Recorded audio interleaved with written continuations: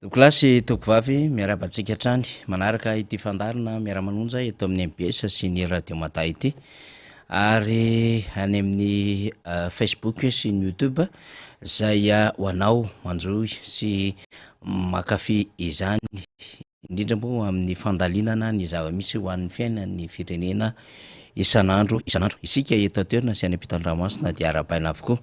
ny namantsika Fall Manarivo sy Joso no misahana ny lafy ny teknika miaraka amin'ireo teknisiana sy mpanao gazety marobe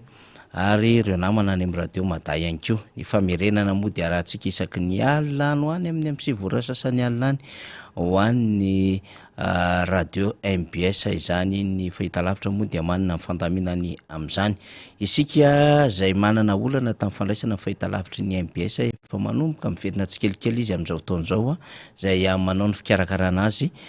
ny namana teknisiana ao ambony ao zay ny amin'ny akabeany angamba fa mandritry ny ora iray maheritsika no hiaraka eto tsy afaka ivalapatra be tsika satria moa dia tantely amam-bahona amin'ny fiainana mandalo vona ihany koa ny fianakaviana zay misy ny tena dia tsy maintsy azakazaka hamonjy izay avona mahazo ny fianakaviana izay dia eo ihany koa ireo didy aman'andraika maro samihafa miandry izany amin'ity androany fa 7 volana febroary 2024 sy 2024 ity maromaro ny zavatra ho resahantsika fa ibana amin'izany zavatra ho resahantsika izany zava-misy any Londres mikasika Andriamatoro Mivosy Andrinarso zay nanomboka omaly ny raharaham-pitsarana azy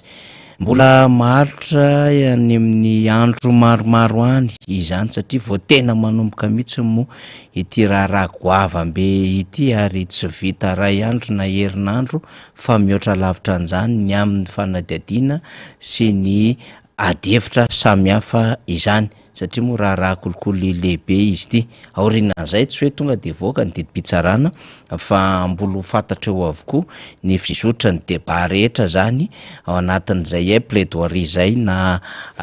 karazana fiarovan-tena sy fehiteny maro samihafa de ho hita arakarak'izay sy ho fantatra arakarak'izany hoe roviana no hivoaka amin'ny de ataontsika hoe valy ny fitsarana izany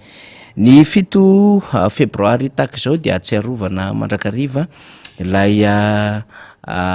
sorona natao rehefa niatrika an'izay hoe fanetsehana vaoaka zay ny mpanohatra tamin'ny fotoanandro tamin'ny 2024 ka rehefa sarotra sy marisarisa izany tolona izany de nikarikevitra ny amin'ny tsy maintsy mandatsadra mba ahafahana zany manameloka ny fitondrany Filomarika Ravalomanana tamin'izany fotoanandro zany ary misy mihitsy aza ny oronan-tsary miparitaka ny amin'ny hoe tsy maintsy manao fandatsahan-dra tsika iakuzena ko amin'ny Ravalomanana criminel tamin'ny oronan-tsary miparitaka de nitanteran'izy ireo ary maro moa ny révélation tranga taty aoriana mikasika an'iny 7 février 2024 iny resahantsika io zay rehefa avy eo fa akoatr'izany rehetrarehetra izany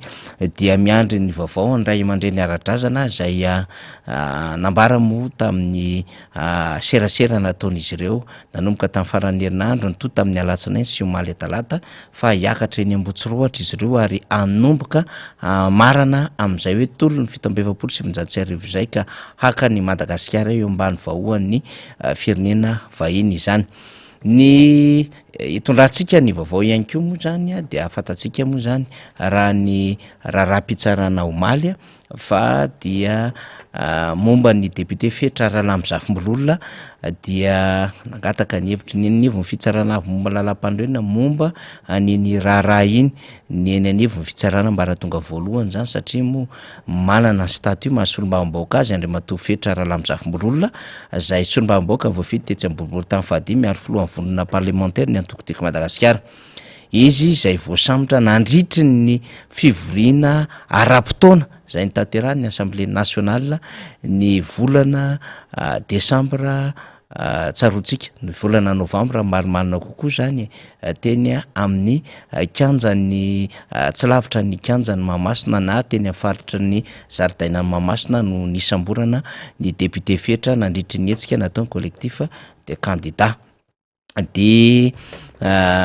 niemitra trany ity raha ty tany amin'ny volana desambra dia niemitra volana janoary de niemitra volana janoary de taty amin'ny volana febroary rehefa tonga ndray volana febroary de izao hoe hankana ny hevitry ny eny amin'ny fitsarana avy moa lalam-pandroenana izany. Akoatran'izay ireo mpitarika syndikaly avy anivon'ny CCS sy ny randrana syndikaly dia nisy ihany koa zany ny fiakaran'izy ireo tamina raharaham-pitsarana fantatra fa 30 volana ho am'sazy miantona no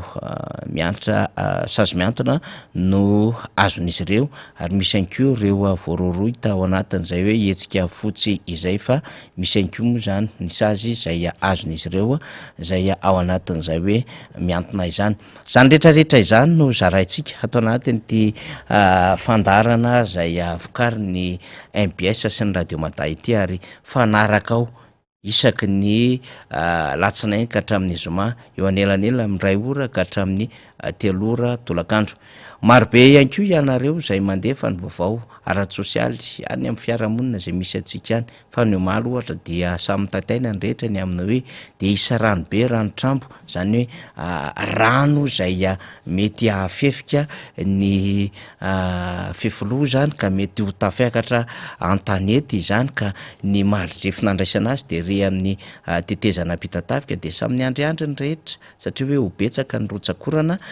de niakatra ihany koa aloha zany rano teny amin'ny faritra Atsimondrano teny ary ny manodidina vaky ny sisaony iny no tena natahorana de efa tao anatiny loza manambana izay miloko mavo ny manodidina faritra Atsimondrano. Rehefa miresaka faritra Atsimondrano tsika feno arivo ao anatin'izany ampitatafika mahazo iny itaosiny dia mihodina makaty Anosizato andrefana aty dia mitoraka mahazo any Tanjombato moa mazava ho azy mahazo azy fa iny an-tanety Ampahitrosy Soalandy izany rehetrarehetra izany zany de lalovany iny sisaon'iny daholo. Efa matetetika tratran'izay vona izay ny eny aminay satria dia anisany manana izay tany aviana zay ihany koa zahay manokana zany eny Soalandy sy Ampahitrosy eny zany de mitaitaina ny fianakaviana kanefa moa zany de efa nanao ny lamina samihafa am'izay mety ho fiakarany rano izany fa miomana mandrakariva isika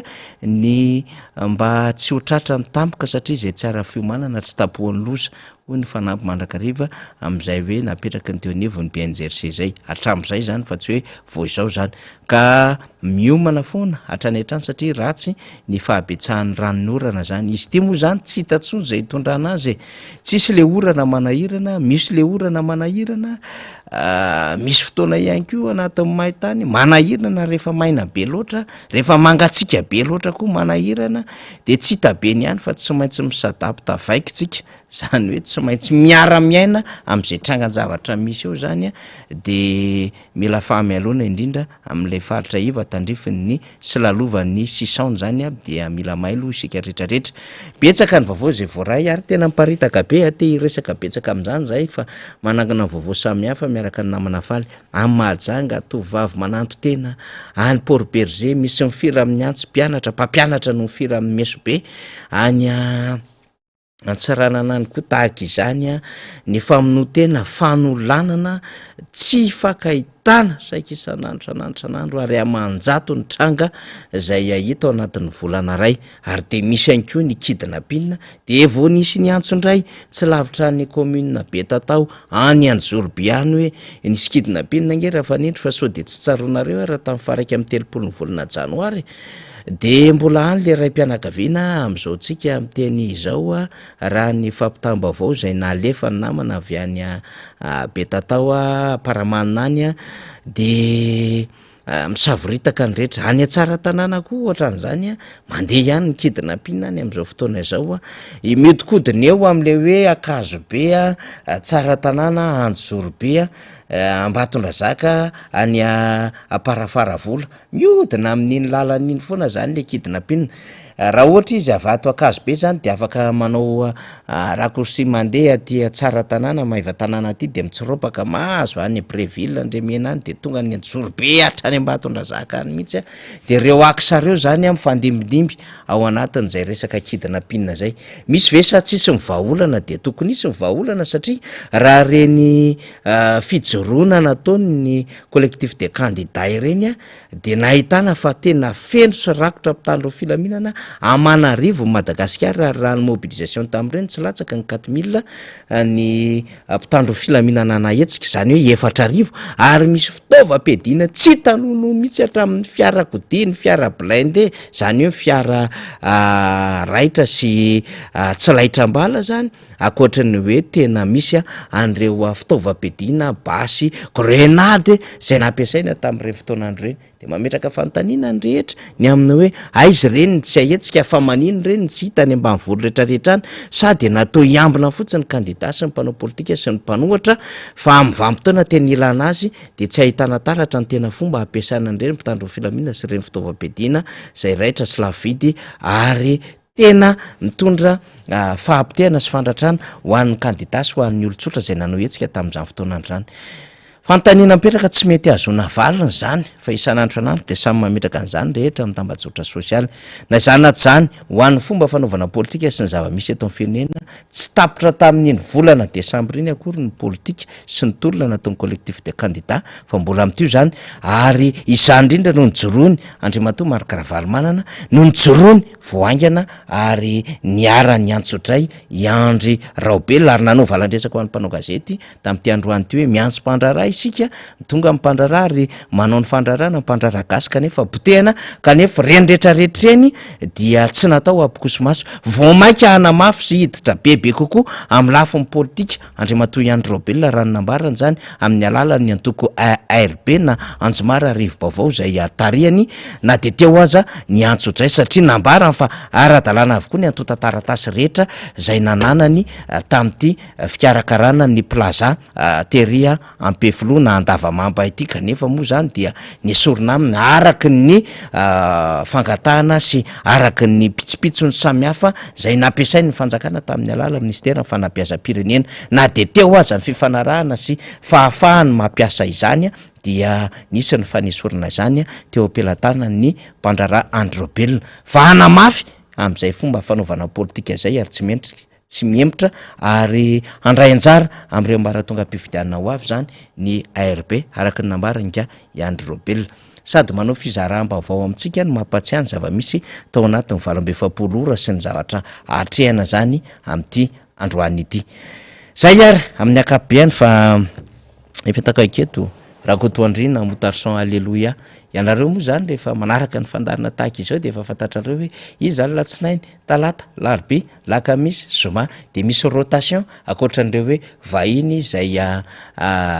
tsy apozina moa zany mangataka vahiny amin'ny fandaratsika de tonton Mota no iaraka amintsika indray zany satria larobia ny andro de iarana adiady izara vaovao de finaritra ery nareo rehefa hoe tonga amin'ny fotoanan'Andriamatoa raha kotondrina Motarson Alleluia tena finaritra ianareo satria tonton Mota de manana hevitra voadinika manana fizaraham-baovao eo amin'ny sehatra iraisam-pirenena amin'ny maha-teknisiana sy consultant azy dia anisan'ny mampiavaka ity fandaran'ity ihany koa ny fananana olona tahaka n'Andriamatoa raha kotondrina Motarson Alleluia eny ary tonton Mota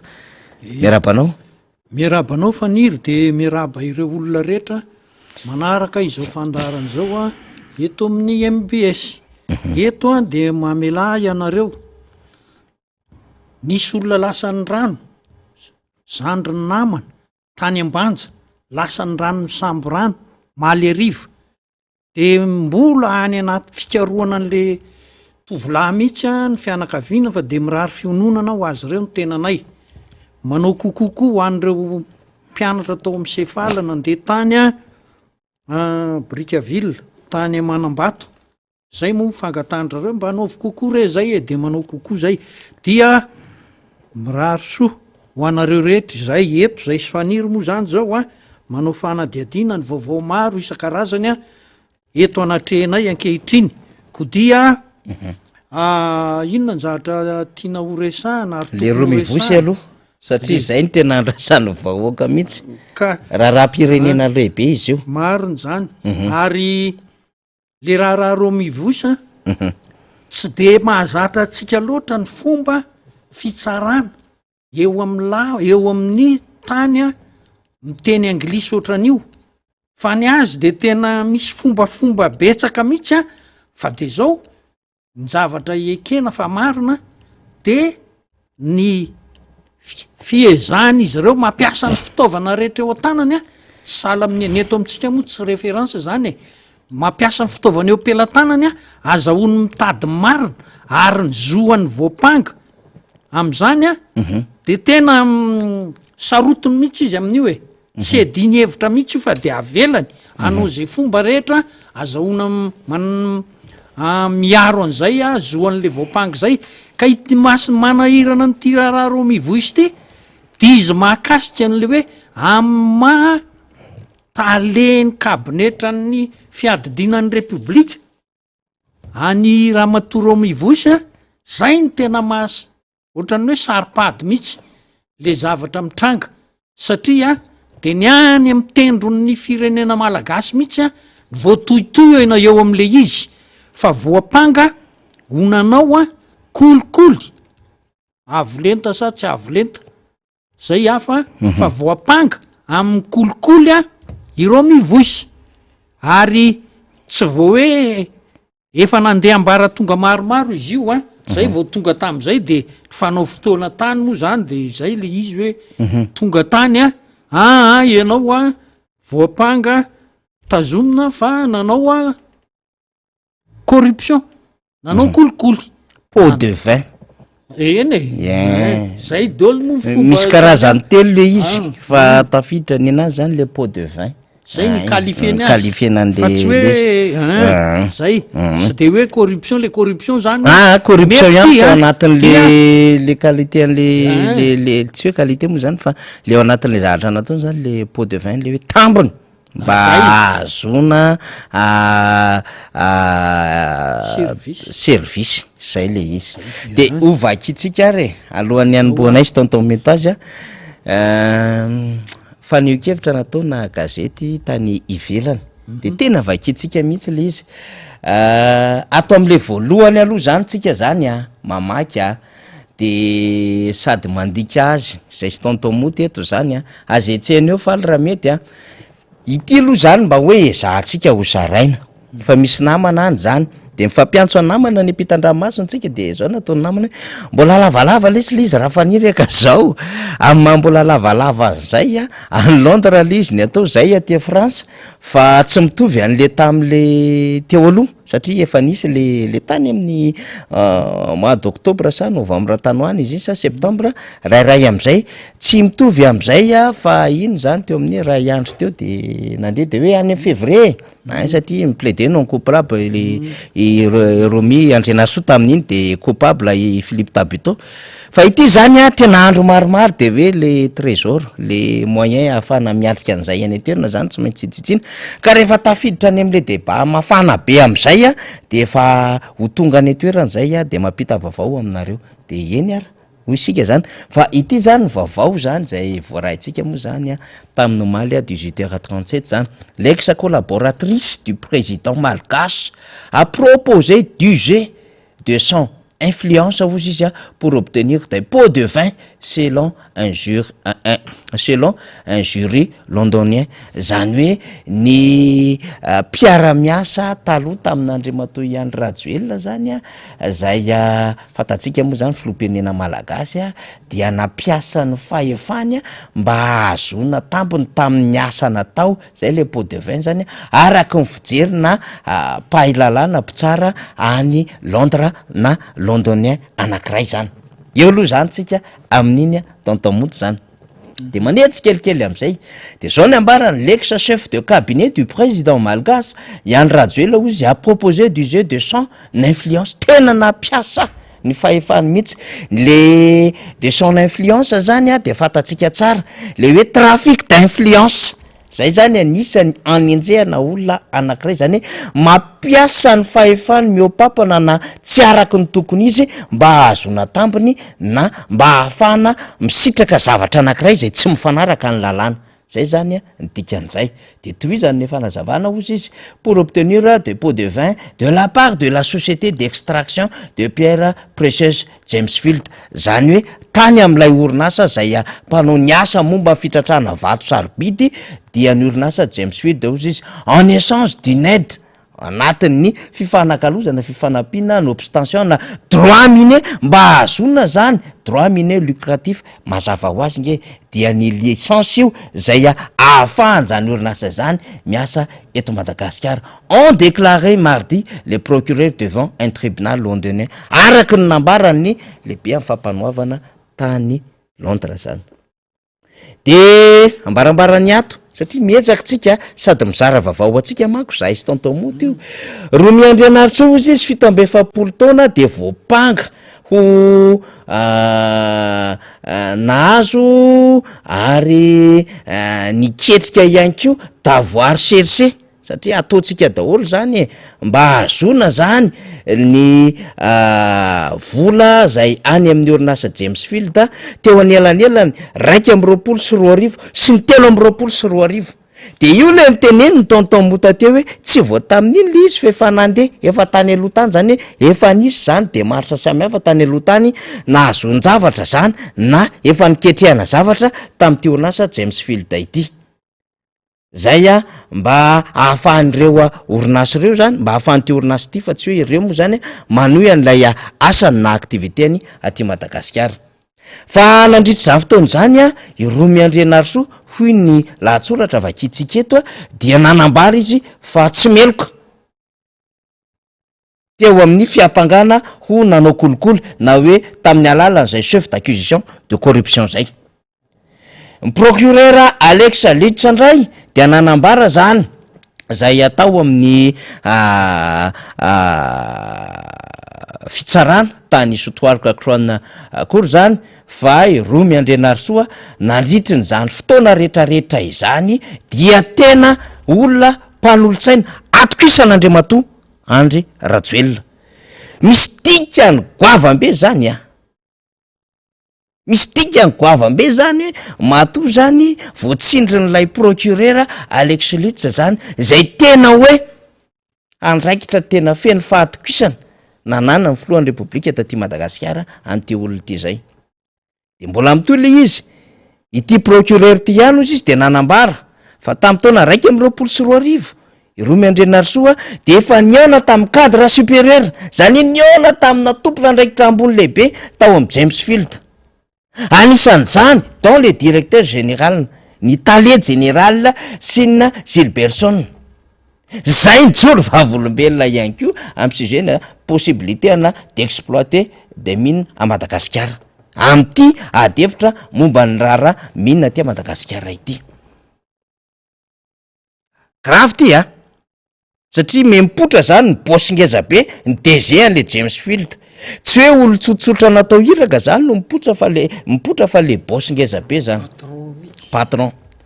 Lors de cette réunion nandritra n'izany février zany Madame André Narso a fait comprendre qu'elle avait une influence directe sur le président. Zot monsieur Litsa de nanambara ramatoa Roa André Narso fa tena afaka maharesy lahatra ary olona mahatoky sy tena akaiky ny filohan'ny République. Zay ny teny ambara amin'io qu'elle avait une influence directe sur le président. Et puis ils analysent. Il a indiqué que James Field avait ensuite contacté la National Crime Agency, NCA, britannique, après avoir constaté que Madame André Narso et son associé Philippe Tabito cherchaient à obtenir un pot de vin. Zany hoe rehefa nahita zany le James Field fa miketrika sosy am'izay reto olo reto satria efa lavalava le adevitra tany amin'ny 2.24 dia nifandray tamin'ny National Crime Agency am'izay zany ny James Field mba ahafahana mamandrika Andry Romivosy André Narso sy Tabito. Zay ny dikan'io satria ry zareo dia nangataka tambiny tamin'ny ity fahazona nylay taratasy azon'ny James Field mitrandraka eto Madagasikara. De mitoy zany le izy aty ambany am'izay zany tonga de ho resahako le izy selon l'acte d'accusation araky ny taratasy fiapangana tota taratasy fiapangana André Narso et Tabito aurait cherché à obtenir environ 270 000 francs suisses na 310 000 $. ainsi qu'une participation de 5% dans une société minière de Jamesfield à Madagascar. Zavabe zay. Zay zany no lalan'ny adevitra rehetrarehetra. De hatramin'izao moa zany a dia mbola miteny iro mivoso hoe tsy meloko a. De tena mbola tantara be zany. Satria misy antony izy matommy teny an'izany, fa i Philippe Tabito moa zany efa niteny efa niaiky tamin'le voalohany iny fa hoe meloko. Mbola tsy mandeha fitsarana ny Philippe Tabito zany fa any Ndrome Andrinarso le izy. Zaraina arakarak'izay le vaovao de mbola lavalava le izy a. Lavalava le izy satria mbola mandeha zany fanombohan'ny procès omaly fotoam-pitsarana amin'ny raharaha Jamesfield Romy Vosy iny sy Philippe Tabito fa mbola andeha le izy de miaro tena ny avocat ny Romy Vosy, miaro tena ihany koa ny avocat ny société Jamesfield, mampiatra ihany koa an'ireo fanadihadiana sy ireo antota-taratasy eo ambany masiny ny fampanoavana any Londres na londonien rehefa nanambara teo ohatra zany i Alex Letsa zay procureur any amin'izany fitsarana any Londres izany. De osy tonton Mota hoe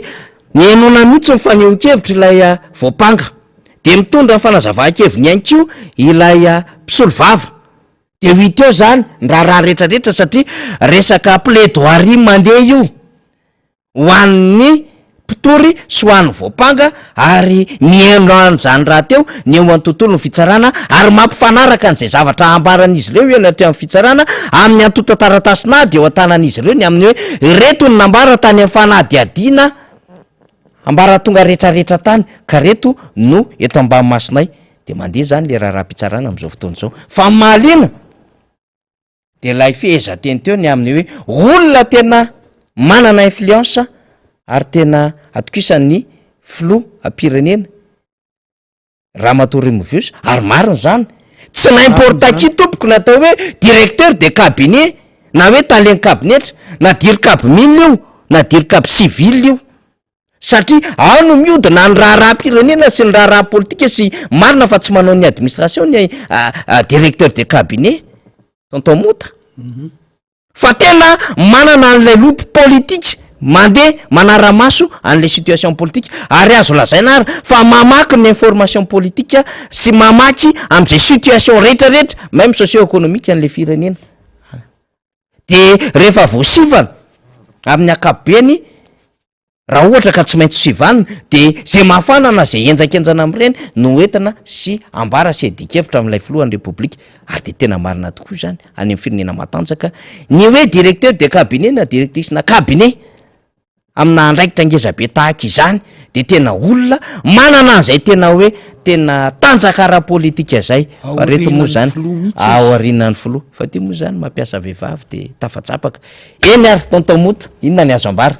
ka le zay le tenenin'ny faniry zay mihitsy hoe ny andraikitra ny tazomin'ny Ramatoa Romy Voice ny tena mahatonga nyity raharaha ty ho sarotra satria fantatra mihitsy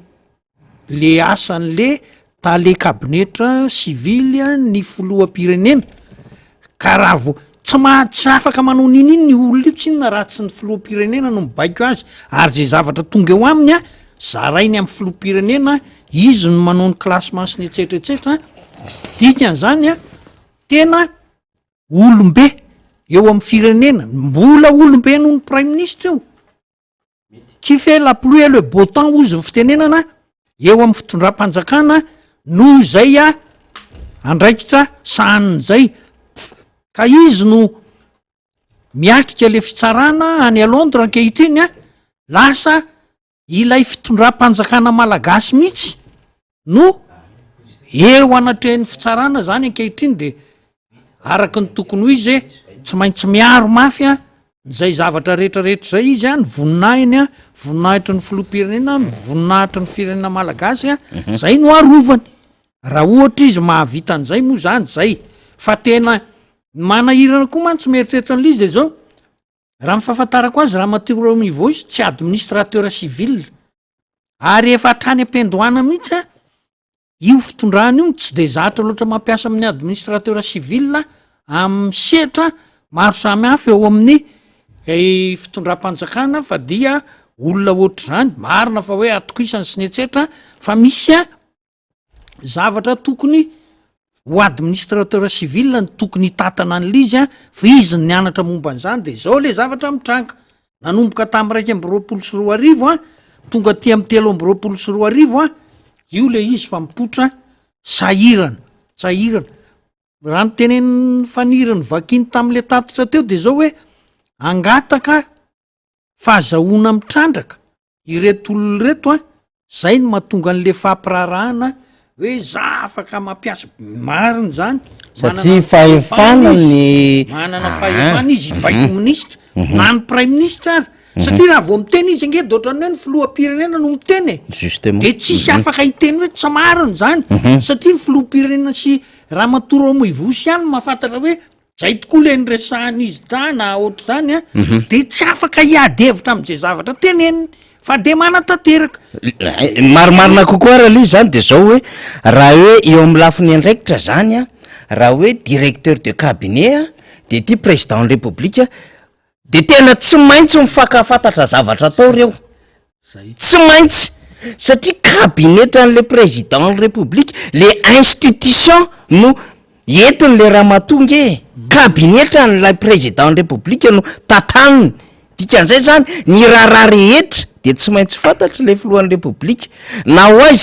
hoaiza ny déplacement na inona mety négociation na mety ndeha ataotsika tsy négociation zany fa ndeha ataotsika mety ho adevitra politika any ambadika rehetrarehetra any na mety proposition sy sisa zany zay mety ataon'le directeur de cabinet amina situation rehetrarehetra dia tokony ho fantatry le filohan'ny république zany satria représente an'lay institution ngeza be eo ambaniny ary atokisany le directeur de cabinet ka raha resaka mbola tsy miresaka olonako tonton mota fa miresaka fotsiny am'le andraikitra de hoe président de la république directeur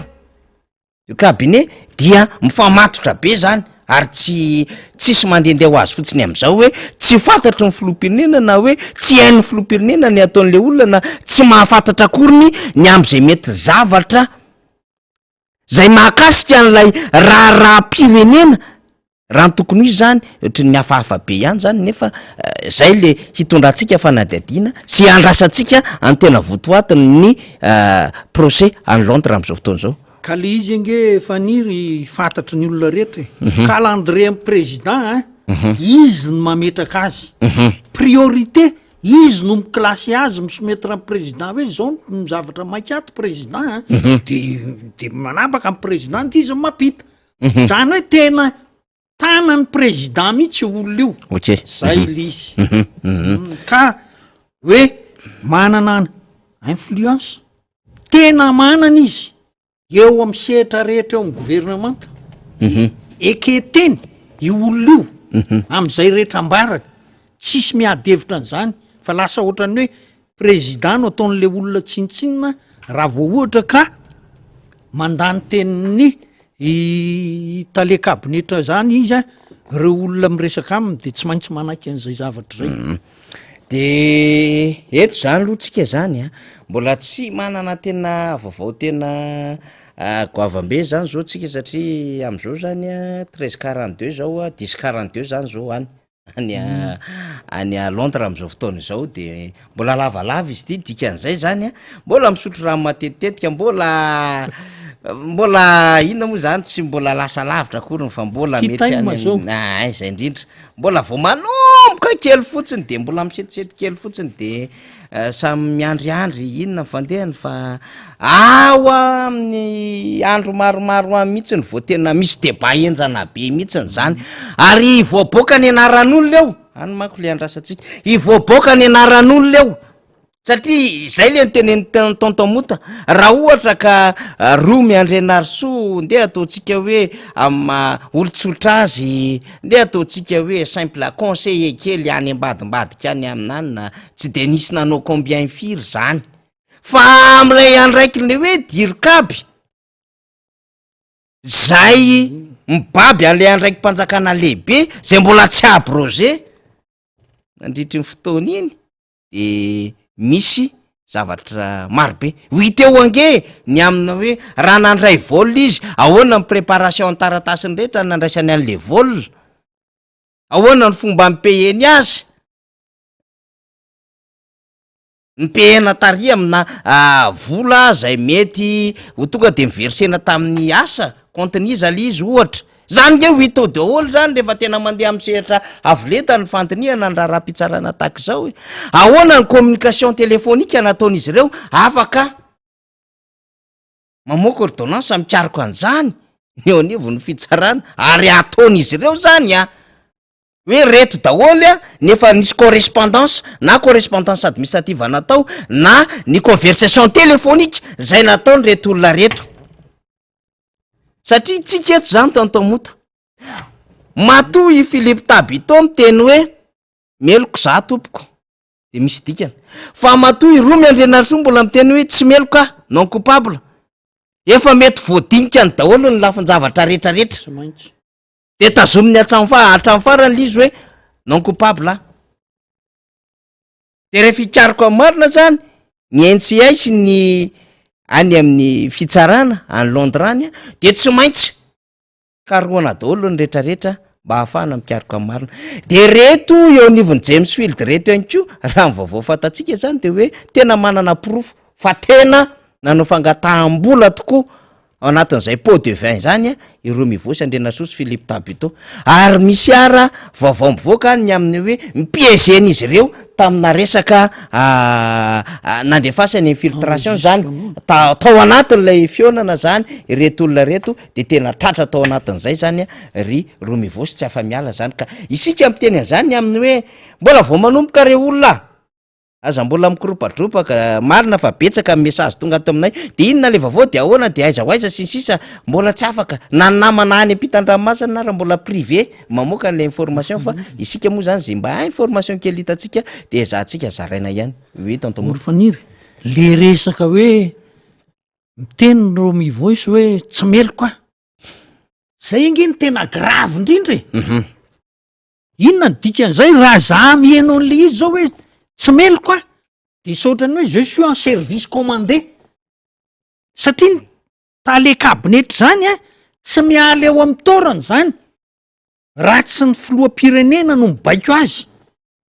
tsy afaka miala am'izany hoe de andeha congé izy de lasa aloha tsy mahazo manao an'izany io fa tsy maintsy eo foana izy raha mbola eo ny filoham-pirenena miala ara ny filoham-pirenena tsy hoe miala maninona moa zany voatrany hoe mandeha mivoaka any velany na mandeha any amin'ny torony any amin'ny faritany izy tsy maintsy miandry eo tsy afa miala eo mihitsy ka raha iteny izy hoe izaho tsy meloko dikany ny faniry de zao hoe izy ara le meloko zay fotsiny le izy tsotra ka zao vo mia grave zay raha nanao izy hoe meloko de mety hoe avany amin'ny manokana izy ro mivoisy no tena nanao an'le zavatra tamina ipony zay arangamba ny tsotratsota kokoa no ty hoe tsy meloko fa raha vo hoe miteny izy hoe tsy meloko manitatra zavatra be zany resaka rehetrarehetra zany de aloha zava mihitsy le fipetrany eny ary de eto aloha zany tsika mbola hitraité an'ty sujet ty zany tsika mandritry ny andro maromaro ina moa zany traité tsika zany fa izara information ny évolution zany hoe ny fivoaran'lay raharaha zany no ny tena marimarina kokoa satria zay avany ihany anie no etitsika ty amin'ny fandarana zany de rehefa mahazo vaovao zany tsika de zaraintsika arakarak'izay le izy fa mila manongila tsofina isika vahoaka zany satria aza raisidraisina fotsiny de mandehandeha ho azy ohatran'izao fa tsy mora mihitsiny zany hoe fomba ahazona permis ary misy ambaratonga le izy de misy tokoa aminareo manontany eto hoe rehefa mandeha ihany ty adevitra ty ka io tonton mota manam-pahaizana momba ny arena kibony tany satria misy fanontaniana ato tonton mota de hoe antanio any tonton mota ny dingana samy hafa mba ahazonany zany resaka hoe permis zany rehefa atao an'le hoe exploitation anao exploitation zany extraction exploitation production marobe ny ambaratonga l'izy fa zay azo sombony resana angamba tonton mota ary anao de mahafantatra nyty James Field ty eny io mpanao safira fa ny zavatra ny teneniko inona ny zavatra farafakely ny tokony ho fantatra ny olona zay miomana hiditra am'izany setry ny arena kibony tany zany ny fangatahana permis de natao eny amin'ny maininy business center eny vato iny le natsangana andriamatora jaonary mampianina tamin'ny fitondrana iny ka zao efa miova be satria tamin'ny androny filora valimanana natao modeliny afrika io maininy business center io nataon'ny afrikanina copie io hoe mifomba fangalana permis ao tsisy idiran'izay présidence prime ministre sy ministre fa mameno dossier anao tia mifaritra ilaiko tia ny akora tediaviko de mametraka autorisation de réservation an'le faritra ianao de mena ray volana ianao anamafisanao hoe tena mangataka an'io tokoa de fenonao ny imprimer sy ny etsetra alohanao ny droit fa tsy zay tsony izy zao fa lasa miova be deaibe fa ny taloha modeliny afrika ho a io tena maro copie nany afrika nke io nataotsika teto de le nataotsika natao modely no vainy lasa hoe tsy zay tonga voalohany mahazo an'le torana fa lasa miditra any amin'ny hoe ny misy manam-pahefana manao hoe ty mba ameo ty tsisy an'zany taloha nge manitra ara mikoty hoe toerana anankiray ohatra hoe ohatra nteto am'ty anyty fanirina ngataka an'ity tamy 15 za amy 17 minitra zany de faniry mahazo an'io torana io zavatra era Madagasikara zany mahazo mangataka nany atuliara raha le olona mangataka toerana any dego lera ihany rainy lera ny ato amy foy be aty avato aty ny mamoaka iny lera erana moa iny de zay tsy misy an'zany hoe zao zany zay tokony ho fantatra fa zao efa lasa misy hoe zone d'encadrement de tsy ohatran'izay taloha zay tsony de enao ary mo zahako fotsiny jery tao amin'ny anina de ohatrany hoe niova be lalàna amy feneriby-ny arenakibony tany any Madagasikara ka lasa manahira de lasa tonga am'izao zavatra zao tsika satria zany nisy ve tany aloha tany ko zavatra ohatra zao zay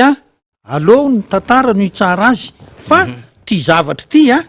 tsy tokony andeha hiakatra any amy présidence ohatra zao rehefa mangataka permis fa satria ve safira le safira koa mantsy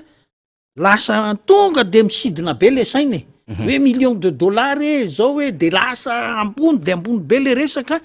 de lasa tonga any etapony le olona koa nge ndraindray hoe aloha mihitsy tsika satria tsika no investissement de hoany amy filoha-pirenena lasa ohatra zany de rehefa aveo le izy tonga amy zavatra ohatra zao de lasa tsy mirindra araky le tena sarotra zany zao hoe niantona ela be nge io fanomezana permis io nanomboka tany amy 2009 tam'ireny moa izy 2009 tsy navelona ny banque mondiale sy ny FMI ame permis satria fanjakana tsy ara-dalàna taty amy 2014 hatreo amin'ny 2018 hoe anova code minier zay de tsy namoaka misy ihany no mivoaka sasasasany fa tsy namoaka de nitoy taty amy 2020 tsy namoaka de misy ohatrany hoe io zany tsy namoaka hatram'izay io misy olona manantona hoe angataka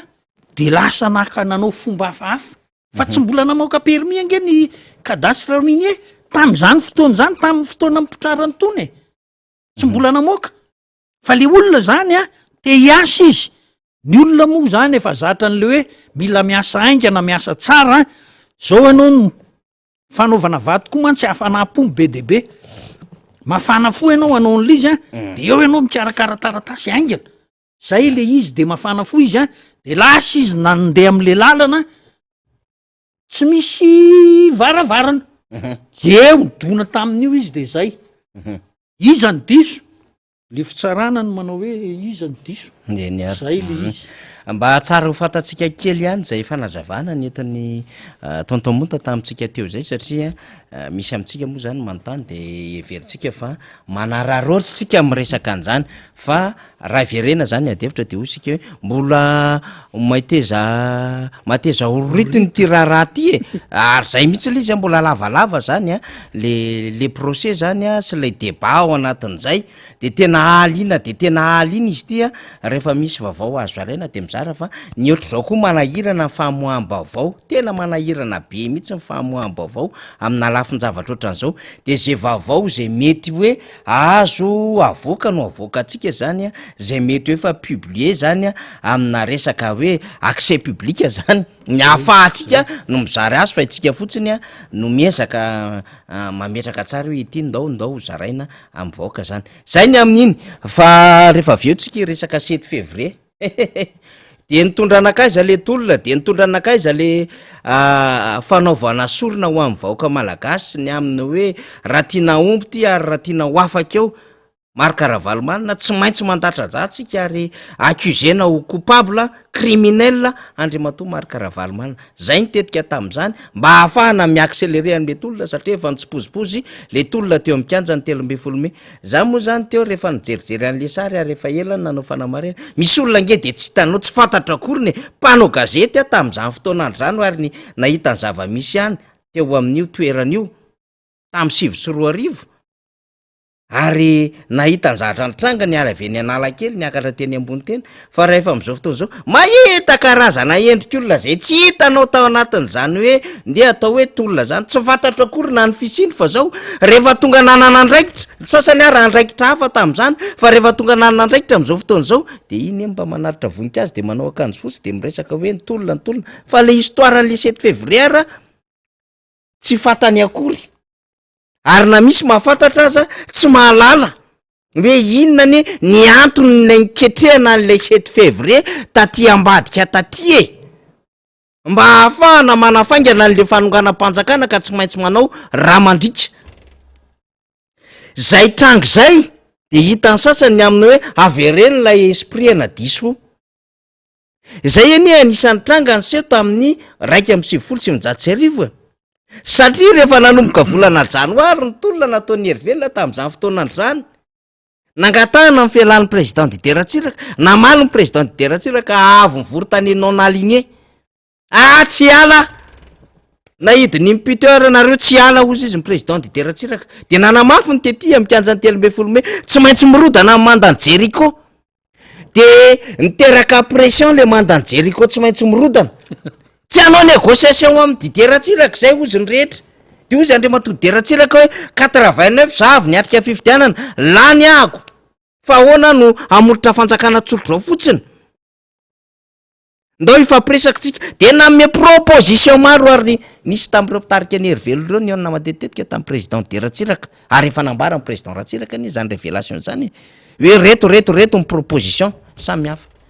fa efa voafatotry ny hoe tsy mifampirarahana andriamatoa Dideratsiraka zay tsy maintsy menjera ny mandany Jeriko ary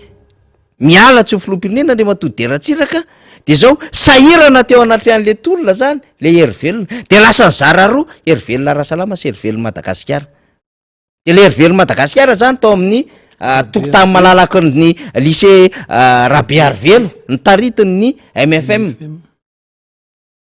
de ny herivelona Arasalama moa nanana accusé quartier général tery amin'ny sekoly Rasalama zany satria moa ny mpitatana tam'izany fotoanandro zany pasteur Richard Andriamanjato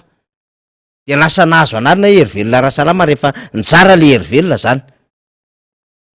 fa rehefa sarotra be le mouvement tsy hita zay zavatra ambarany vaoaka isanandro de tsy maintsy ninitra tany amin'le hoe ndao anomana diso dia be hoe ny avilo zay fantatra fa zone rouge ny andehanany eny amin'ny lapa de iny zany no nanafaingana an'lay fifampiresahana rehetrarehetra satria nanao ny intervenir amin'ny frantsay tsarotsika tsara fatongavany équipe André Mitterrand sy ny sisa teto tam'izany fotoanandro zany satria taorianany 10 septembre octobre novembre nandeha am'izay lay convention 31 octobre tao amin'ny panorama zany de mety nisy nieritreritra sy nahita tany ambadika tany ho any stratégie politique hoe satria tena tsy naomby le 26 janvier le lundi noir miemeno ohatry ny fianantitra ny olona ary nanomboka niditra tamina plan B zay hoe nikasy isambotra n'andriamatoa Iandry Rajoelina ny fanjakana ara-dalàna nitarito ny filoha Maro Karavalomanana tam'izany fotoanandro zany satria fikomiana hoy andriamatoa Maro Karavalomanana ary manao ny désobéissance ny zavatra nataon'andriamatoa Iandry Rajoelina zay ben tanàna Antananarivo tam'izany fotoanandro zany de nieniena tsikelikely le olona de hoe mba ahafahana miaccélérer an'le mouvement de nisy niketrika atao ambadika tao hoe ndao hanomana dia be mitovitovy tam'le diso dia ananika lapa dia zaonina rosa de reny ny zavatra nitranga reny de betsaka ny révélation teraka taorinan reny fa alefatsika eo le vidéo rehefa aveo fa tonton mota manakambara ihany manoloana n'zany adevitra zany ny aminy hoe de nitondra anakaiza le 26 janvier potika ny orinasan'ny olona zay mba niary tam'izany fotoanany zany satria nanomboka ny sokatra tamy vol direct Madagasikara tany Asie de resaka tontolo ny informatika de betsaka le mpandrara gasy kely le mibizina telefona keriteri analakely nanana magasin de efa mba nanana capital nentina vezivezy nakansina de efa mba nisy mpandrara gasy marobe zany tam'izany fotoanandro zany de potika daholo ny orinasan'ilay mpandrara gasy Andriamatomary Karavalomanina nikendrena tao anatin'izay fa mbola mijoro tsara izy am'izao fotoana zao ny orinasa mbola miodina fitaovan-tserasera isantsika eto mbola eo tsara tsika mbola mizara vaovao am'izany fa le firenena sy le vahoaka natao sorona sy natao lafika mialatsiny am'izay fomba fitezay mba hazona n'le fahefana aiza am'izao fotoana zao ny toerana misy an'le Madagasikara tontomota de natao sorona le olona tena marina teo amin'ny 13 mai ngery tsy nahafenao an'le tokotany eo am'lohan'le anina koa le parvis tsy nahafenao an'le parvis koa renge ty hoe mpitolo le fa de zao marina mitenen'ny faniry hoe miena le olona miena de hoe ndao taritina hiakatra eny Ambotsiroatra de nalefa mifanetanana hoe maniraka anareo ho arivo atsio arivo de lasa tonga ary tsy nitao andapako ino moa tsy nitoiza mifaniry tsony tsy nitao andapa nge no nitifitra ya fa nitany anaty ministera ka ndefa orona tsatsy trésor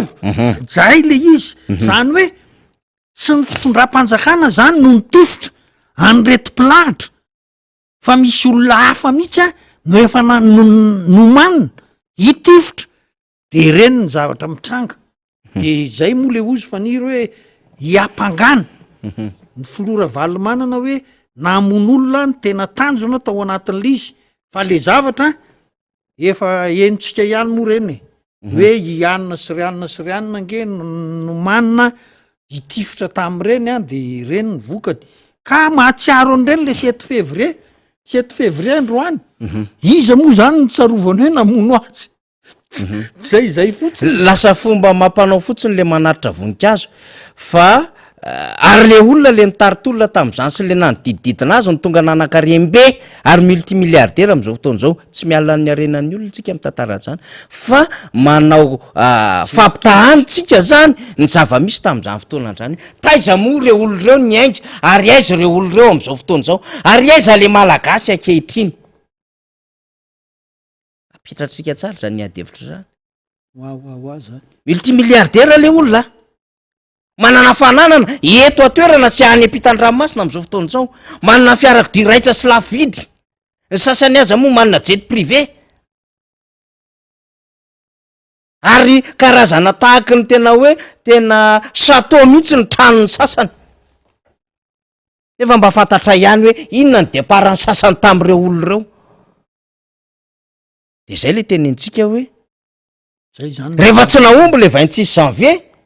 le koa no manina ahafahana manao an'le piage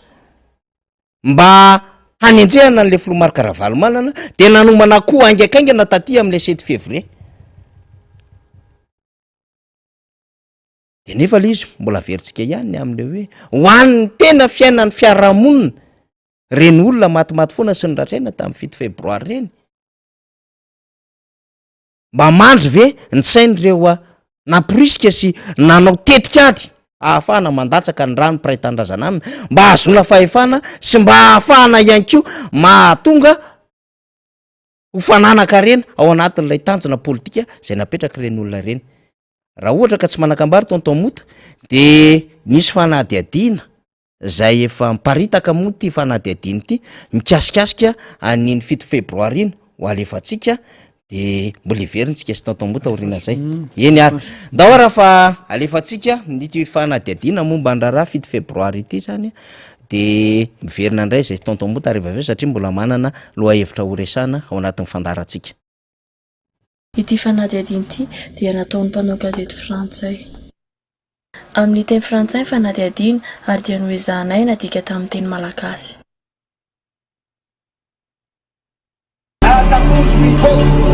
na base mivoaka asakana mitotsika tokolasy tokovaly hoapetraka amintsika tokolasy tokovaly androany premier ministre izay tatana ny gouvernement azo atao tsy manontany ny hevitra anao walaitsika androany zay vilapatsika mateza ny sikitao akanapana amin'ny fotoana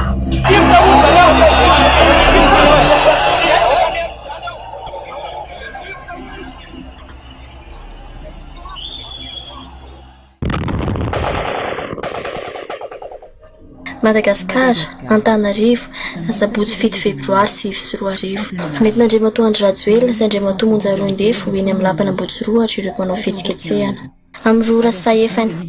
nampitandrina ny miaramila fa tsy tokony hiditra amin'ny faritra mena ny mpanao fihetsiketsehana efa vonona ny tivitra izy ireo.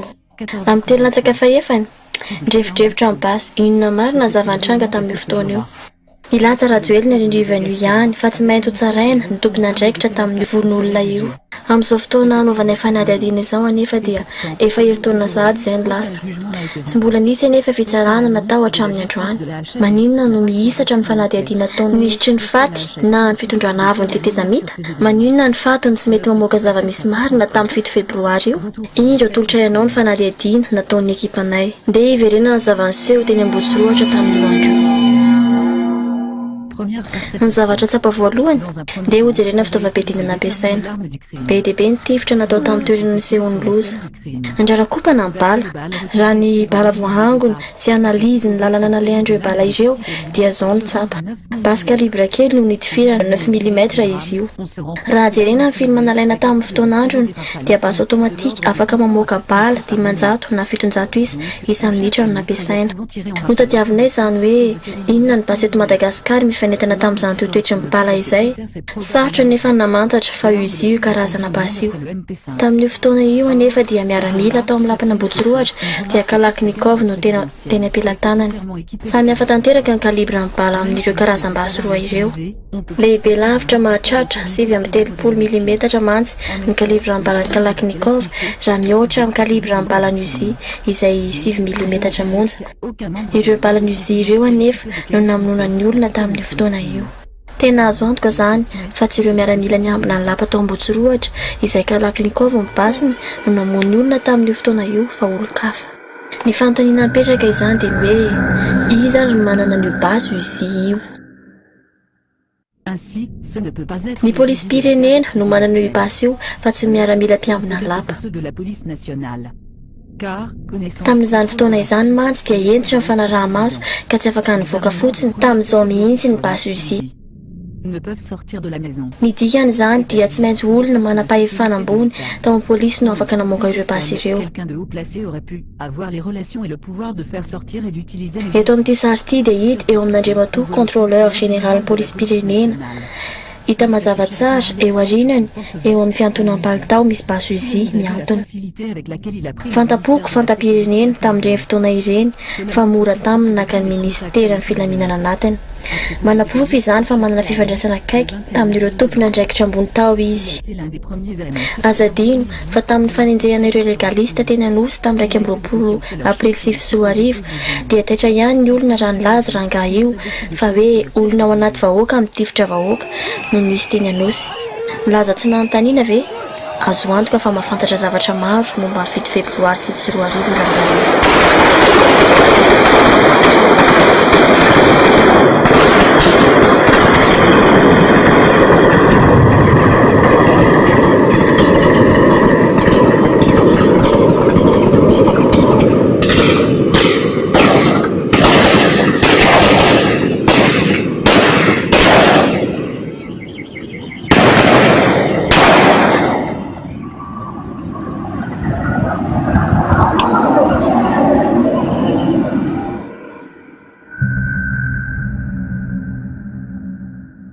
Inona ny lazain'ny lalàna laharana 2.10 tsipika 2.10 tamin'ny 20 Jolay 2.10 mikasika ny toetra arasarotra sahala amin'izao.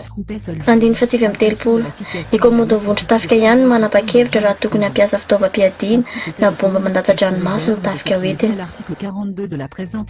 L'usage du feu ou d'engins explosifs ne peut, sauf impossible. Na inona nefa afa-tsy ny fepetra raketiny andininy faharoa amby efapolo dia tsy afaka mampiasa ireo fitaovana ireo izy raha tsy manao fampitandremana intelo mazava tsara amin'ny alalan'ny fanamafisam-peo. Après commandement de gériatrique aux sonneries d'avec. Andiny fahaefapolo aoriana amin'ny baiko geriatrika na lakolosy fanairina dia toy izao ny fampitandremana telo atao. Miala fa hitifitra iray izay. Miala izay tsy te ho fato roa izay. Maty izay taveleo telo no sady faran'izay. Les militaires en particulier sont bien Fantatra fa ireo miaramila malagasy dia efa nahazo fiofanana mikasika ireo fombafomba ireo. Ka nahoana ireo miaramila tsara ofana mananatra ke fary civilisé no hitifitra fotsiny ireo olona tsy misy fitaovam-piadiana eny aminy. supposé trier sur le volet parmi les meilleurs soldats et entraîner à la protection de personnalité donc au self-control. Azo natao tsara mantsy ny nanao tifidanitra mba hampitahotra ireo olona satria mbola tany 10 metatra manoloana ny vavahady izy ireo tamin'io fotoana io. 10 mètres avant d'atteindre le palais et les grillages auraient fait. Maninona tsy natao ireo teny fampitandremana telo tao amin'ny andiny fahaefapolo tamin'ny lalana voalaza teo aloha teo? Pourquoi n'ont-ils pas eu le temps de faire calmement les 3 sommations de l'article 40? Raha iverenana ny horonan-tsary dia tsy mbola nisy tifitra mihitsy rehefa tonga teo amin'ny tokotanin'ny ministera ny finance ny olona. Il y a un temps mort. Nisy minitra fahanginana vitsivitsy aloha. Puis on entend des explosions. Tampoka teo dia nisy grenade mipoaka ary nanomboka teo ny fitivirana. C'est à ce moment-là que les Tsy mbola nahazo baiko hitifitra mihitsy anefa ny miaramila mpiambina ny lapa ary tsy mbola nitifitra hatreo. Nisy olo-kafa nitifitra nefa ireo miaramila ireo avy eo. Ils avaient ordre de ne pas tirer, ils n'ont d'ailleurs jamais tiré jusque-là. Même pendant les pillages de MB. Nisy olo-kafa nitifitra nefa ireo miaramila ireo avy eo ka izay no nahatonga ny fifamalitifitra. Tiré dessus. Beaucoup l'ont oublié par son fait exprès de l'occulter. Mais dans ce grand cafouillage, beaucoup de témoignages parlaient, outre des explosions de grenades dans la foule, de coups de feu dans les deux sens, dont on retrouve une trace de fil info top madame. Amin'ny telo sy fahefany 15h15, avis contradictoire. nifanipaka tanteraka ny filazan'ny radio Prahavavy, radio Antsiva ny laza fa avy any ivelan'ny lapa ny tifitra ary misy eo akaikin'ny hôtel Colbert. Ny radio Viva indray ny laza fa avy any anaty lapa ny tifitra. Joueur concentré que la Gazette de la Grande Île. Jereo nitondro n'ity sary ity. Sortant notamment des feux. Misy hazavana izay no lazain'ny La Gazette de la Grande Île fa misy tifitra mivoaka avy ao amin'ny varavarakelin'ny trésor nefa tsy tokony hisy mpitandro filaminana avy ao. Raha ijerena indray ireo olona voatifitra dia hita fa tsy bala avy any amin'ny lapa nahazo azy ireo fa avy aty aoriana. Araky ny fijoroana vavolombelona ataona miaramila iray tao amin'ny fiarovan'ny lapa-panjakana dia kartosy iray ihany no nampiasain'izy ireo ka bala 20 ihany no nivoaka tao anaty kartosy io. Mipetraka izany fanontaniana hoe bala 20 ve no andratra olona 570 ary ahafaty olona 730. Mazava be izany fa nisy andian'olona androngo fiadiana nitondra izy teo amin'ny toerana io ary ireo no nitifitra ny olona sy ny miaramila tao an-dapa ka nahatonga azy ireo amaly ny tifitra. Ny fanontaniana dia hoe iza no manana tombotsoa tamin'ireny famonoan'olona ireny? Iza no nikendry zavatra tamin'ireny famonoan'olona ireny? Iza no nipotika tao anatin'izay tantara izay ary iza no nahazo vahana? Izay tompona andraikitra manam-panahy dia tsy tokony hamela amin'izao ity genosida ity fa hikaroka hatramin'ny farany marina ary hampafantatra izany ny vahoaka malagasy voafitaka. Mifanojo tanteraka amin'ny soratra fijoroana vavolombelona natao kolonel Charles Andrianosoavina ity voarakitra ity. Ny réunion préparatoire izay natao tany an-trano n'Andriamatoa Rajoelina tamin'ny 9 févroary zany hoe ny lavay zany. Izy daholo ny olona vory tao, reto daholo ny olona vory tao. Ny général Rassoul Sodolin, le BNCST amizao, Alain Marsan, Monja Roindek,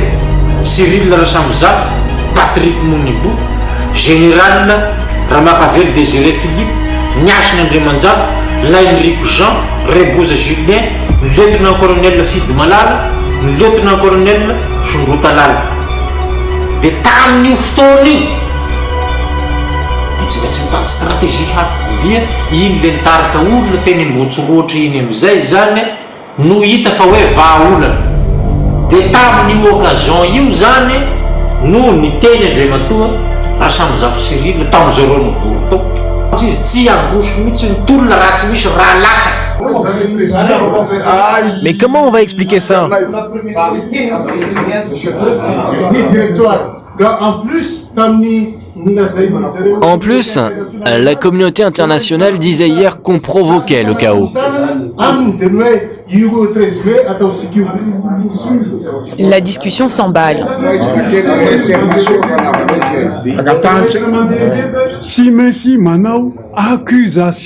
Nous devons faire une accusation en règle. Il faut trouver des chefs d'inculpation. Ravalmanana criminel, Ravalmanana traître. Dia lazaina amizay fa le olona avy aty amin'ny palais aty no mitifitra an'le olona. Izy le olona le nirany avy ato. Raha Joël Dole no orchestré an'izay. Na le fanoranan'le olona ankeny Ambohitsirotra, na le fanoranan'le olona mitifitra, izy daholo no tompon'atoka tamin'izany. Eny ary, iny no fanadidina izay narehefantsika teto amin'ny fandarana zany satria mba tsara ihany mahafantatra an'ireny tsy hoe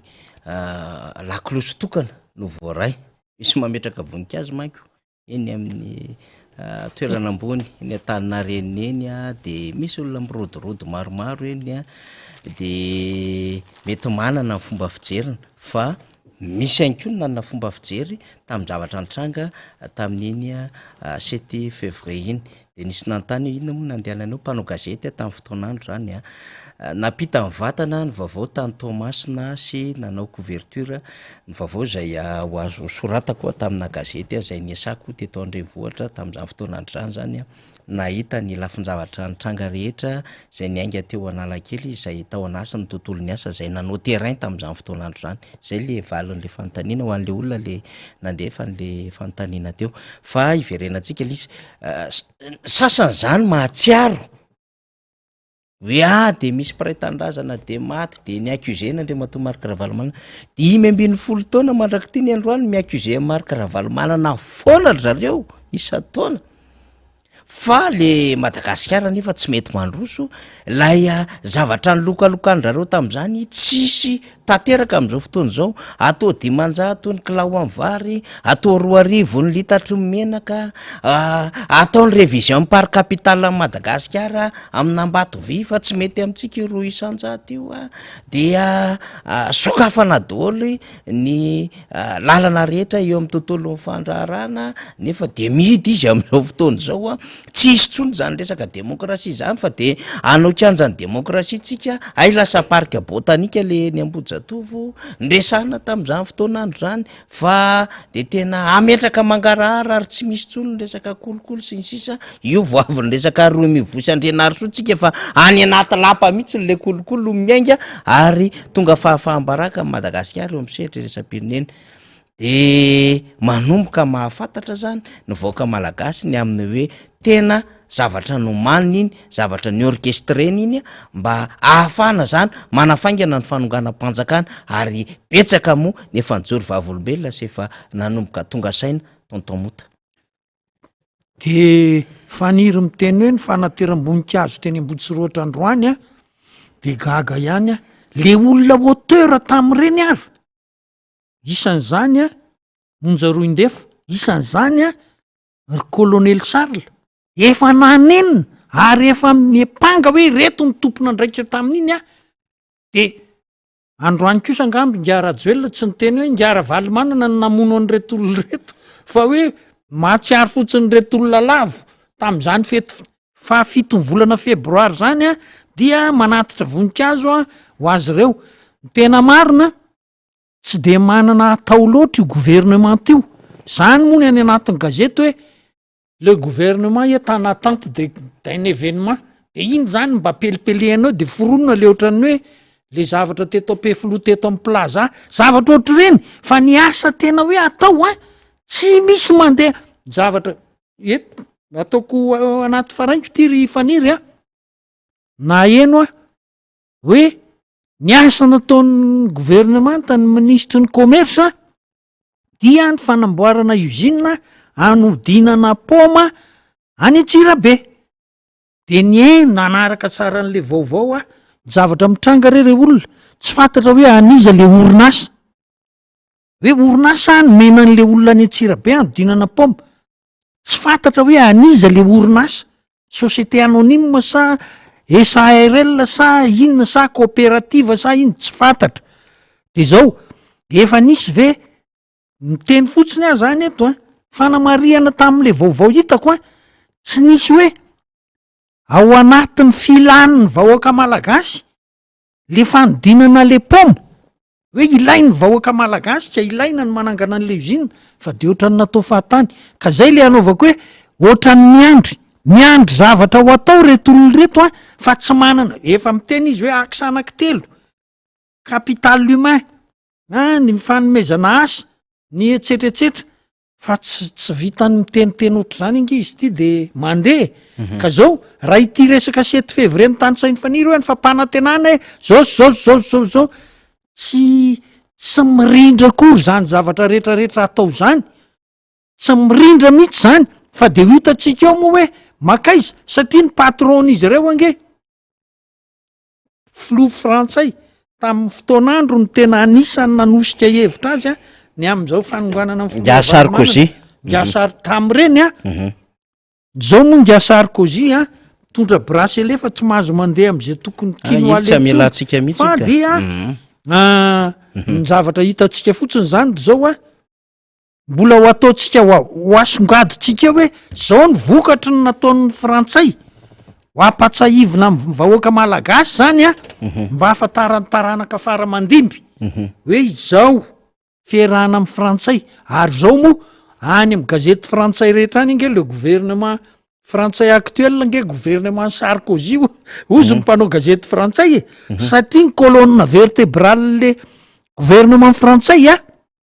de ekipan'ny Sarkozy daholo zay le izy ka tsy mahagaga nge raha ohatran'izao zavatra mitranga eto Madagasikara tsy mahagaga satria zay le izy Sarkozy ny mbola mipilote le any a Frantsa de zay ny metraka eto Madagasikara eny ary zay ny amin'iny tsy maintsy ny lalovantsika ary nyresahantsika zany tsika tsy mba misalasala mihitsy miresaka lafindavatra etra zany satria raha zavatra namotika ny firenena kosa everitsika fa tsy tokony apetrapetra foana ary zay nge mahatonga ny sasany misisika mafy tatana firenena ary tsy mamototra an'le fanjakana mihitsy amin'ny fomba hoana na amin'ny fomba hoana ataony tamota satria fantatr' izy ireo ny zavatra iandry azy ny affaire 26 janvier zany hafa ny resaka 7 février zany hafa mbola lavitra be la misy zavatra tena nielanelany reny nge tena atao mbola betabe ny akoatriny hoe nandritry ny fotoana ny tantanan'izy ireo sy ny grand dossier betabe grand dossier any ho any betabe zany fa atreto loha zany de zao mimafy le tolona mijoro anatin'le tolona le vahoaka malagasy ary mba hisorana ihany ny ray aman-dreny ara-drazana zay anatin'ny ray aman-dreny avy amin'ny foko eto Madagasikara na de efa zokonjokony ara de mampiakatra amin'ny feoany manandratra amin'ny feo miteny ny aro an'ity Madagasikara ity tsy mora miatrika an'le tolona mety hoe vitsy ny mpanaraka mety hoe mbola tsy voarain'ny olona tsara le izy fa zao aneorinany zany reny rehetrarehetreny rehefa tena mandeha de mitambatambatra ho tonga ny hevitra marina rehefa miaraka amin'ny vahoaka lasa heritseto ainy ary tsy azo sakanany reny fa mandeha tsy kelikely ohatran'izany le endriky le tolona fa rehefa any amin'ny farany reny zany lasa mivadika ho fandresena ihany na de somary mbola ao anatiny zay hoe tsy de tena mbola voarain'ny olona satria tsika maharay vaovao eny an-tanina reny am'izao fotoana zao niakatra eny ny ray aman-dreny ara-drazana zany mbola vitsivitsy no manaradia fa ny zava-dehibe de le fahasahina izy ireo zany miakatra ary manao fanambarana izy ireo zany manoloana n'ilay toerana eo an-tanina renina zany eo amin'ny tsy manaritra voninkazo ka efa nambarany Andriamatoa Noely Rakotondrasoa zany fa eriny mpanaritra voninkazo fa izay de ty akaiky ny tsangam-bato ny dadabetsiranina no anio hevitra le fahasahina sy le fijoroana zava-dehibe mihitsy zany eo anatrehan'ny tolona fa tsy mora izao zavatra mitrango zao dia vokatry ny fanonganam-panjakana sy ny lafika natao ho an'ny vahoaka malagasy 7 février izao fanolanane izao olona tena tratrana deception mamono tena izao kidnapping tsy fakahitana alatra voamaso hoe ao anatiny hoe mandevonjaza velona zany sy sisa sy ny sisa potika le fiarahamonina malagasy le fisainana malagasy potika le tontolo ara-toekarena zany voka-dratry nylay fanonganam-panjakana natao tamin'ny 2024 sy voka-dratry nylay révolution diso nentina nakana fahefana zay a miaraka tamin'ny frantsay la tolontsika ary tsy mora le tolona tontomota fa zay mihitsy ny ara nyresahantsika satria iondray ary le frantsay fa mbola tafajabaka ary mitsabaka ndray en Sénégal ndray tontomota efa niresaka teto 2-3 jours nanomboka ndresaka ny raha amin'ny Sénégal satria hoy rahantsika masotsika moa tsy mba manarana mamelamela ho azy zany raha pirenena fa tena manaraka akaiky misy tsika de ny zava-misy any Sénégal tontomota marina fa efa ndresaka teo zany fa miamamay izy mafana izy de reporter asan'nday zany amin'ny fotoana manaraka ndray zany amin'ny novembre sa décembre novembre amin'ny novembre zao ange dahoara tsy tena mahafahafa amilizy le élection tokony natao tamin'ity février ty 25 février prévu dikany tapitra ny mandan'le filoham-pirenena tena misy deuxième tour ary de atao hoe any amin'ny volana mai efa tsy eo tsony le filoham-pirenena satria izy tsy milatsaka tena emitra volana novembre ty nitarina zany no mandan'le filoham-pirenena eo nge zany de fa tsy fanarahan-dalàna aloha zay ray fa rehefa mamaky tsara n'le article any amin'ny Marianina sy ny anina rehetra any mijery an'le zavatra mitranga any Sénégal koropaka mafy ry zareo frantsay satria le précaré frantsay le Côte d'Ivoire, Gabon, Sénégal misy anankiray koa efa manomboka rava reo am Afrique de l'Ouest reo Afrique de l'Ouest aloha zany Mali Gabon nisy problème teo efa manomboka rava dolo zavatra mitranga Congo maninona moa no mikoropaka ohatr'izao ny frantsay mikoropaka izy satria voanakataka le candidat anankiray hoe asorotso frantsay ny reniny anefa frantsay mihitsy zany hoe mora kely mamerina an'io hoe verina frantsay ndraiky ny reniny tena frantsay de ny pitson'iny de mivoaka le didy nataonga premier ministre hoe tsy frantsay tsony ianao lavin'ny conseil constitutionnel sénégalais cour constitutionnel du Sénégal le document tamin'io fotoana io satria manina efa tara koa le izy ny tena marina zao le izy na emitra février de rano mieritreritra fotsiny amin'ny saina tsy miangatra le izy so de mba hitariny zareo ndray ary ty hoe saminareo mamerina ny candidature anareo tout valable le seko jus de fil blanc ozy ny fitenenana hoe de mazava be loatra le paipaika atao am'le izy am'le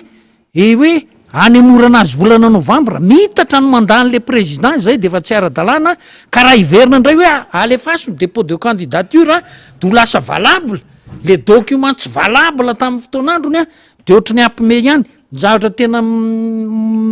tranga mantsy faniry zay moa resaka fifidianana ny Sénégal fa Frantsa mihitsy no miemitra ary tena miemitra be de be taloha nge miva tomobile zany faniry teto Madagasikara tsy ny afa-tsy ny Renault sy ny Peugeot tena be de be zao tsisy tsony zany arrièren'ny Afrika tsisy tsony zany taloha ny style mantsy zao sy noho ny tena nainaka tahaka an'le an'ny Amerikanina hoe complexe militaro-industriel universitaire zay ny fototra ny orenan'ny économie américaine zay ny nataon'ny sinoa io de manao recherche ny sinoa de manao industrie dia mampiasa an'izay de lasa Frantsa tsy naharaka an'izay tsony very daolina amin'ny marché Afrique de l'Ouest Madagasikara very daholo Mali Guinée Tchad very donc la France est en train de perdre Gabon aussi ny avantage ny teto Afrika ary zay ny teneniny le candidat anankiray tamin'ny fifidianana président Zemmour hoe tena mila mihevitra mihitsy tsika frantsay tsika eto Frantsa fa tena very be de be tsika amin'ny zavatra miseho ary tena mevery tokoa izy ary mbola hiavery izy ary rehefa tonga sainy tsika malagasy hoe tsika nge zany de ataon'ireo mpitondra frantsay ireo ho fangalana arena ohatrohatr'izay zavatra makanao de de ataoko mba canal tsara gentleman kely de amboamboarina le izy fa tsy normal nge président Frantsa ankehitriny Emmanuel Macron manao hoe mila manokatra ny gouvernemanta Ngarajoelina fa mampiady iny fifidianana filohampirenena teo iny teny nga Macron zay nga tsy nanao an'izany tsy hoe mitady an'izany ingeny aty amin'ny time ny aty ara tsy hisiditra am'izany fa zao nahita toko anankiray toko lehibe ihany taloha teto Madagasikara de hoe tsy manaraka an'le recommandation-ny communauté internationale ny fitondram-panjakana malagasy fa tsy manao ouverture zany hoe zareo zany efa pare ao anatin'le ouverture ny tena mahatonga an'le olona mianzay andeha le fifidianana député de sao de mba mahazo toranao de zao mba mora le de ilatsahana député rehefa avy eo zany rehetrarehetra zany mitambatra no zavatra ifandroritana eto amin'ny firenena malagasy fa tsisy mandeha arak'izay tokony ho izy eto amin'ity firenena malagasy ty nataon'ny frantsay ampanao formation tribunal malagasy zay volana avril lasa ny korosina kany amin'ny corruption sy ny etsetratsetra zao moa ny zavatra tsy tokony ho ekena lasa ny ekena de efa zay moa zany ny didim-pitsarana de zay zany fa tsy mandeha araky ny tokony ho izy daolina ny zavatra nampanaovin'ny frantsay ny expertny ara teto hoe renforcement de capacité ny mpitsara malagasy nandefa expert anankiroa izy nanao an'izay voany any vilana any amints'izy le fitsarana raha jerena am'le zavatra mitranga eo anivon'ny fiainam-pirenena sy ny fitantanana ny fitsarana de lasa manahirana mampalahelo de zao zay ve zany no andrasana ny any Senegal io zao efa manomboka mampitandrina ny gazety any Frantsa rehetra any hoe ka Senegal ty very tanteraka ty Afrique de l'Ouest koa la France efa very izy ao Afrique centrale aty amin'ny Océan Indien moa zany izy mamikitra mafy eto Madagasikara de ho hitatsika eo ny toyendry faniry fa tsika koa tsy anaiky tsika Madagasikara nge mora miariny fa tsika tsy anaiky ho ataon'ireo mpitondra kehitrindreo sy ny patrony any Frantsa ho atao ohatr' zao foana zay no zavatra tsy maintsy lazainy zany Senegal zany de tiatsika ihany no miresaka fa anisan'ny modeliny démocratie zany vitrine de la démocratie zany Senegal zany ary ho an'ny tantarany Senegal andeha azo lazaina hoe tena ity zany ny tena hoe crise tena atahorana ary préélectoral izy am'izao fotoana zao marina fa tsy mora ny situation nisy tany Senegal ny aminany ekeny ny vahoaka Senegalais ny amin'ny hoe resy Abdou Diouf de ny mpanohatra tamin'ny alalan'ny Abdoulaye Wade no tafiakatra teo amin'ny fitondrana fa tsisy korotana tamin'izany fotoanandro zany tsy problème mihitsy zany ho an'ny Abdou Diouf i Abdou Diouf raha mbola lasa secrétaire général ny francophonie OIF taty aoriana de ny tatany Abdoulaye Wade anisan'ny nandamina situation amin'ny Madagasikara fa zao lamina ny fitantanany ny Abdoulaye Wade na betsaka raha ny olakolana samihafa de nandeha zany le alternance tany amin'ny tokony ho izy fa zao io fitantana Macky Sall io sady te hamototra ny tsy te hamototra Macky Sall fa misy diatanana ao ambadika satria le problème matelo am'izao fotoana zao ny tratra ao anatin'ilay hoe candidat zay manahirana zany eo Karim Wade le hoe tarany no nanatsoany am'ilay zom-pirenena frantsay de tsy nekeny ny cour constitutionnelle satria efa tany amin'ny décembre ny déposé le antota taratasy izy taty amin'ny 17 volana janoary ny journal officiel frantsay vao namoaka an'le hoe tena afaka tokoa zany ny allégeance ny Karim Wade le satria mbola niandro prime ministre vaovao koa tamin'ny Gabriel Attal Gérald Darmanin ministre ny intérieur any Frantsa fa mbola manana problème ihany koa le Sonko zay hoe manana raharahara-pitsarana ka tsy tokony présenter ny candidature satria olomeloko izy de ohatran'izany koa le candidaty anankiray zay binationalité de tena asavoritako ny frantsay zany le baolina satria rehefa mijery izy am'le olona hifaninana am'ireo zay voatazona hiatrika an'le fifidianana de tsy voafehany ary tsy olon'ireo de zay no ny samborany ny ekipa amin'ny Macky-Sall an'le prime ministre vehivavy teo aloha sy le kandidaty anankiray zay nanao fihetsiketsehana tamin'ny alahady teo. De zay no tiako tenena mila mahay manaraka tsika tsy fahakahalana vahoaka frantsay ny resahantsika eto na fahakahalana an'ilay saritansy fanjakana fa misy mpitondra ao te hanao ampimamba satria fatany fa tsy mihinan-kanina ny olona ao aminy, tsy miaron-doha ny olona ao aminy ary tsy matanjaka ny tontolo ara-toekarenany raha tsy mifahatra amin'reto firenena afrikany reto. De efa very am-pelatana amin'ny frantsay Afrique de l'Ouest amin'izao fotoan'izao, Mali ao anatin'izany, ao anatin'izany ihany koa i Tchad, ao anatin'izany ihany koa i Burkina Faso, ao anatin'izany ihany koa Guinée. De fantatsika ny situation amin'izao fotoan'izao ary misy an'le CEDEAO nge hafa le situation fa hafa zany le situation zay niakin-doha tamin'ny frantsay. De eo zany tsika hoa tsy miteny ndeo ankalany tsy miresaka voaka frantsay ty adevitra ty fa lay politika an'le fitondrana frantsay mihitsiny zay manao zinona sy tsinitsinina amin'ilay firenena zay verina manana ny tanjaka ny Afrika anisan'izany Madagasikara. Fa zao hitantsika zao izany tsy afaka hiteny fa misy gouverneur général ihany eto Madagasikara kolona frantsay no mitantana firenena dikan'izay izany arovana eo anatreha ny tombontsoa any Madagasikara sa tombontsoa any Frantsa. Manahirana be le raharaha ary zay ny antony mahatonga antsika miteny foana mandrakariva ny aminy hoe izy ty tsy vitany resaka fotsiny hoe de efa nanao ny collectif de candidat fa iny ny vokany de avelavela fotsiny am'izao de avelo reto olo reto hoe Andriamatoa Marikaravalomanina tsy avelan-tsakatokan'izany reto ary vao mainka koa nataony manao ny ataony le mahasovo eto amintsika eto mbola tsy teny zavatra betsaka tsika mikasika izay zava-misy zay manahirana ny nataon'izany olona zany fa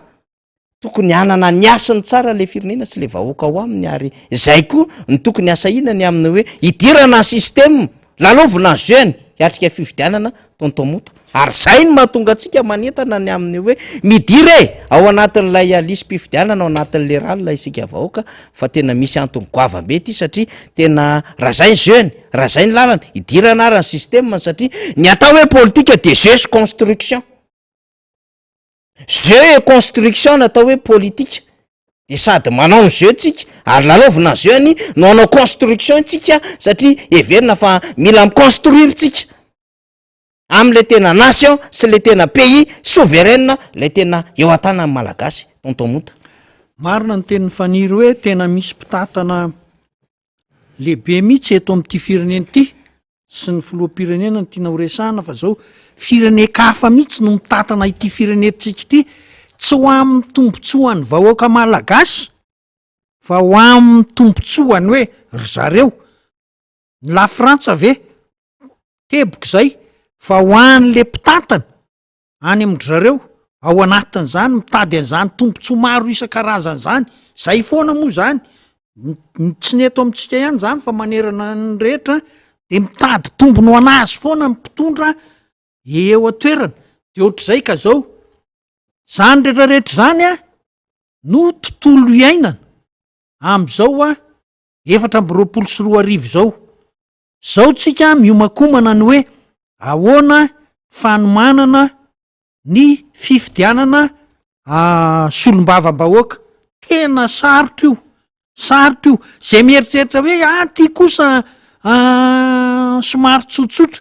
diso ny ao amin'ny fitondrana moa de to efa mamely hoe izy de efa 20 no azony zay foana moa le fombany tamin'ny 5 taona lasa ny teneniny hoe vita ny fifidianana tamin'ny enina miainga ny filoham-pirenena tamin'ny 7 sasany tozy hoe 20 no azony tim de 20 no azony tim tsy haiko moa zany na efa nanana tsy possible le hoe manana le information izy fa de efa tsy haiko ve zany tam'izany fotoana sa ahoana fa toujours est-il ozy ny fitenenana zay tokoa le nitranga inona ny zavatra tiana ho atao tsy moro ty fifidianana solombavam-bahoaka ty fa tsy misy zavatra hoe zao ny fomba ataotsika anao an'izao tsika anao an'izao tsika de mirindra dolo tsy mariny zany tsy moro ty satria inona ny tsy mahamora azy miova ara-potoana sy ara-paritra ny fipetraky le olana amin'ny fifidianana solombavam-bahoaka ny solombavam-bahoaka any akandreo tsy tovy amin'ny hoe fifidianana solombavam-bahoaka aty Atsimon-drano aty Antananarivo any akandreo angeo amin'ny 3000 mpifidy manerana ny kandreo nefa kandreo ngeda be hatraty Moronmaiva tanàna Ranomaria sy Mepita hatrany amin'ny faritry Besalampy any akaikikaiky faritry Besalampy sy Morafeno be sy ny aniny iny mbola kandreo aty varatry Fianorivo be mbola kandreo daholy 3000 nefa mpifidy zany hoe raha 1500 zany no ataon'ny zavatra olona anaovan'ny olona zavatra fahafa de valany izy zany rehetrarehetra zany a nanaovana hoe tsy mora ary raha mbola am'izany ko misy hoe kandida efatra ditanareo fa vao miaty tsy mora le zavatra mitranga any am'izany faritra zany fa dia firy de efa holany ary de zao zay manam-bola sy zay mahatsidika an'le olona rehetrarehetra ka zany rehetrarehetra zany fa ny tena feny a tsy hoe mifeny zavatra mitranga eto amin'ity fifidianana solombavam-bahoaka ity misy ny antoko a zay mahafeno anisan'ny mahafe ny ampahany betsaka amin'ny Madagasikara hoe mba représente zany ao anatin'ny distrika rehetra raha Madagasikara misy manao hoe distrika 3 misy manao hoe distrika 5 misy tsy mitovy ny haben'le atoko zao nefa rehefa andeha ty fanolorana kandida amin'ny fifidianana solombavam-bahoaka ity de samy misy hoe zay ny tena zavatra ty amin'ity distrika ity nefa ny kandida hofidiana raina roa de eo de mandeha le izy a misy ny olona hoe fantatra any atoerana nanao zavatra efa ela be a misy ny député en place a sy ny etsetratsetra fa zao izany rehetrarehetra zany rery vahoaka malagasy a olana miteraka am'le fahasarotany le fifidianana le député inona ny zavatra ataotsika tsika aloha mila manaraka tsara ho an'izay olona manana toko ohatra hoe ny ato amin'ny tim misy moa zany ny SVM misy ny tsy haiko MTS ny ohatran'izany mila manaraka mibaiko nyreny atoko tianao reny ianao fa za mino fa izy folo mirahalahy zay nanohatra tamin'ny fifidianana président tsy maintsy 12 tsy maintsy mbola iresaka tsara an'io satria ny mpitondra zara mpitondra ary mpitondra ary mety amorona kandida roa na 3 ho anazy fotsiny mba haiparitahan'le vato ka zao mila mazava mihitsy ny tetika ary mila itsika vahoaka malagasy a tokony tsy ho voarebirebiny hoe zao nresabe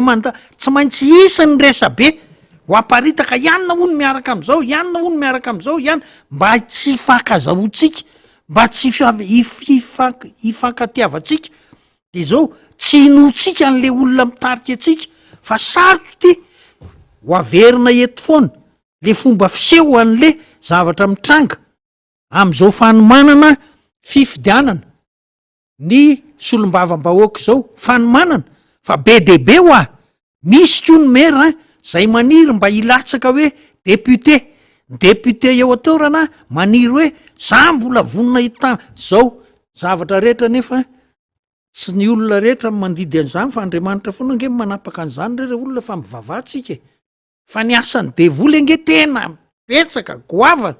tsy fakahitany eto amin'ity firenena ity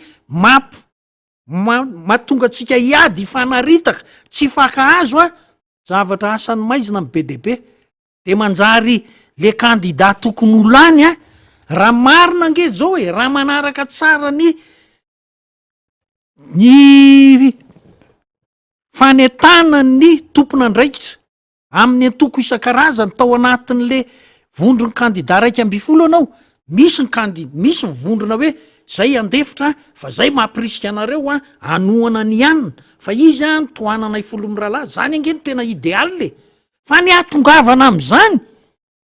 tsy moramora satria misy olona mety hoe tian'ny olona fa le volona koa a tsy manam-bola nefa le caution eo vola hoentina anao propaganda eo a tsy moramora za miteny aminareo hoe mieritreritra n'ly izy a mpitondra efa manao hoe roapolo amby zato ny azy ny député tsy fantatra moa zany na baiko indray na ahoana fa tsy moramora io fa mila mandresy an'izany tsika ny tokony azo roapolo amby zato tsy petrapotsiny ty fitondrany ty fa tsy maintsy anao ze amovoka izy ozy ny fitenenana androvotsy izy a manao zay azahoany zany isy zany a fa tsika koa iezaka de hoe ay ny tim zao de ty tim nge tena mahafahafa mihitsy tany atsiro mandidy izy zao isan-jato a tsy nahazo député dozy a hoe mantsy an'le olona hoe fa marina ve le résultat namen'le fitondrana